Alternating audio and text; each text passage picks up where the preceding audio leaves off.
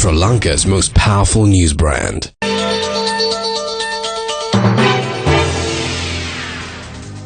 A very good afternoon and welcome to Lunchtime News on TV1. We're coming to you live and direct from the Newsfirst studios here in Colombo. Let's first start off with a look at the stories that made it your headlines this afternoon. Railway strike concludes after inconveniencing the general public for a week. Depositing of bonds for 93 local government bodies ends today. Democrat Doug Jones wins US Senate seat for Alabama, defeating Republican Roy Moore.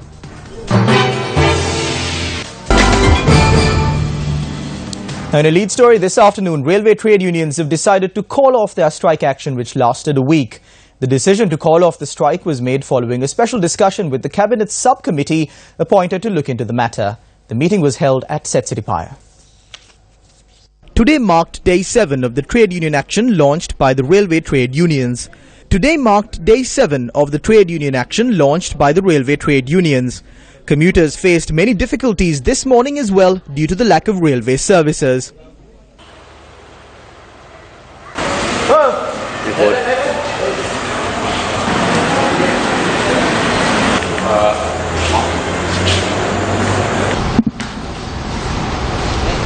දැන් අහිංසක මිනිස්සු අසරණ තත්ත්වයට පත් වෙලා ඉන්නේ.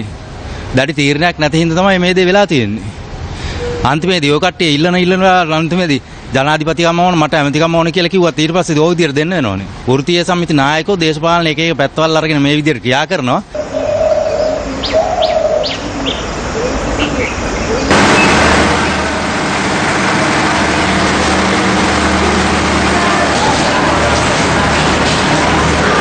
යුද්ධ හමුදා සෙබළු අච්චර යුද්ධ කාලේ යුද්ධ තිබිලවත් රුපියල් 40000ට 60000ටනේ වැඩ කරේ. ඒවේ අත්හැරලා ආවේ නෑනේ. එච්චර කළා බේරලා දුන්නු රට මේ මිනිස්සු ලක්ෂ 2.5 ඉක්මව පඩි ගනිද්දි මේ වගේ ස්ට්‍රයික් එකක් කරනවා කියන්නේ මේ මිනිස්සු අයින් කරලා පරණ සේවකයරි ආපහු ගන්න ඕන. ඇත්තට මේන ගහන මේ කරලා තියෙන අසාධාරණයට අද විභාගයක් තියෙනවා රටේ.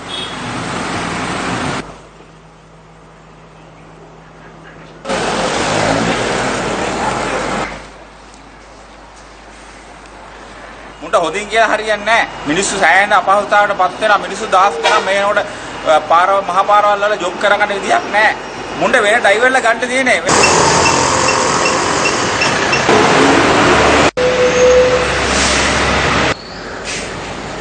ඇත්තට මම නම් කියන්නේ රජයේ මේ වෙලාවේදී ස්ථිර විසඳුමක් අරගෙන ওই මිනිස්සු සේරම ගෙදර යවන්න ඕනේ.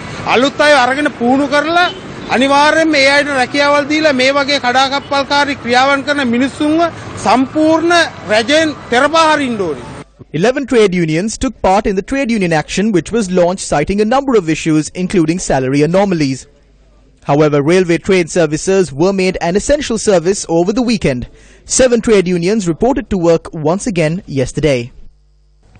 Accepting of bonds for 93 local government bodies ended at 12 noon today. The accepting of nomination for these local government bodies will end at noon tomorrow. Parties submitted deposits for a number of local government bodies today. United National Freedom Alliance placed their bonds at the Trincomalee Additional Election Secretariat for the Tambalagamu and Kinya electorates and also submitted nominations. The JVP submitted party nominations at the Galle District Secretariat for local government bodies in Galle, Ambalangoda, Hikkaduwa, Akmimana, Neluwa and Balapitiya. The United National Party submitted nominations for the Akmimana Town Council this morning.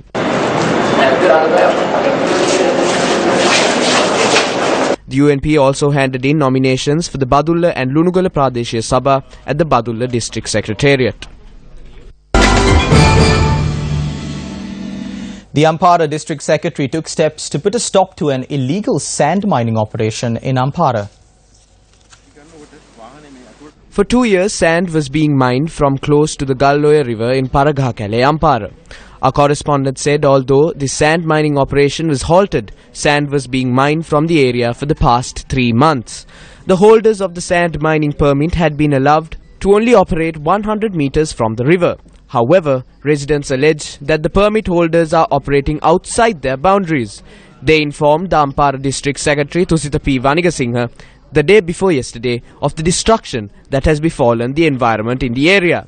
Following the complaint, the district secretary visited the area in question yesterday along with the police and officials of the irrigation department. The officials then spoke with a group who were mining sand in the area.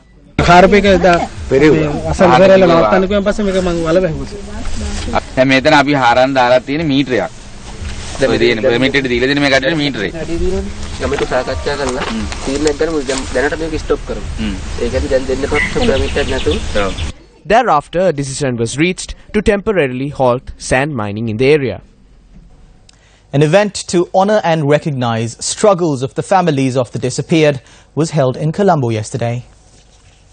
It is my duty to say that there has been a transition, and the current administration, which assumed duties in 2015 January, we have been able to bring about quite radical reforms in the area for human rights, and we have taken very effective steps to ensure that the plight of the missing persons are looked into, inquired, and corrective steps taken. The event sought to bring together the key duty bearers and stakeholders from the government and the families of the disappeared, not only to uphold the discourse on the issue, but also to forge solidarity with the families of those who have been forcibly disappeared.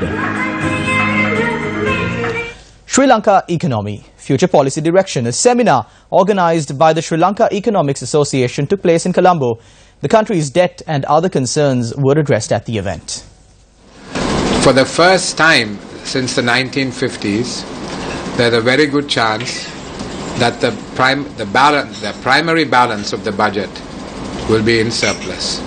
Sri Lanka would be the only country in the world which has preferential access to China, India, and Europe through the GSP+. No other country in the world has that. That is preferential access to a market of 3 billion people. Now, what does that do? That gives more opportunities for our own exporters.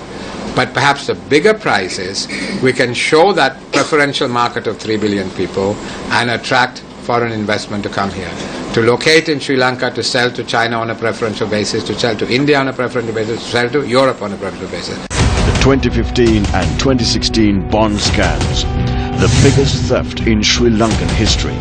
Who should be held responsible for this grand theft? Who caused millions and millions in losses to the country's state banks? Who stole EPF money, the wealth you earned with your own sweat and blood? Who bowed down to fraud and corruption and allowed this massive theft? The entire nation awaits the final report of the Presidential Commission of Inquiry on the issuance of Treasury bonds. The first to expose the bond scam, years first.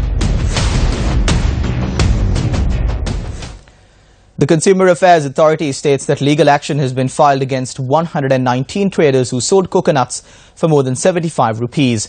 Chairman of the authority, Hasita Tilakaratne, said that raids are being carried out across the island in search of vendors who sell coconuts at rates higher than the controlled price. Traders from Colombo and suburbs are among the majority to be charged for the offence. Information on merchants who sell coconuts above the stipulated price can be conveyed via the hotline 1977. The committee meeting recently decided to remove the restrictions imposed to import coconuts due to the rapid increase in its price. And we now cross over to Shehan Ranatunga, who is at the Echelon Square at the Newsfirst Christmas Centre for an update from the area. Shehan, over to you. Good afternoon. I'm joining you right now live from the Echelon Square in Colombo, and this is the Newsfirst Christmas Zone. We have been here from the start of this month and will remain here up until the 29th, and if you have not already witnessed what's happening here, you're missing out, because this is the best way to start off this Christmas season. We've got giant Christmas trees, we've got the perfect setting for the perfect selfie, and above all, you can come and witness the entire news-making process from scratch right here, particularly from 7 p.m. onwards, as all of our primetime news bulletins are shot from this location. Now, in addition, we also have given you the opportunity to come and read for us if you would like to be heard or seen on television for a screen test or for a voice test. Now, there's one such person who joined us this morning and he's been waiting for his chance. Let's speak to him. Good afternoon. Hi, what's your name? I'm Uzni Hussain from Amman International School. Uzni, why are you here? Because I saw an opportunity for us where we can display our challenge of screen test or voice test or to reads the news. So I came here to display my talents. How did you get to know about this? By watching television. I watched yesterday night, last night, Sirisa TV. They told they're having an opportunity where we can read newses. Excellent, excellent. And what do you hope to achieve from this? I hope to achieve to become a perfect anchor. A perfect anchor. There you have it. And you too have the opportunity of becoming a perfect anchor right here. So don't miss out. We'll hope to see you here.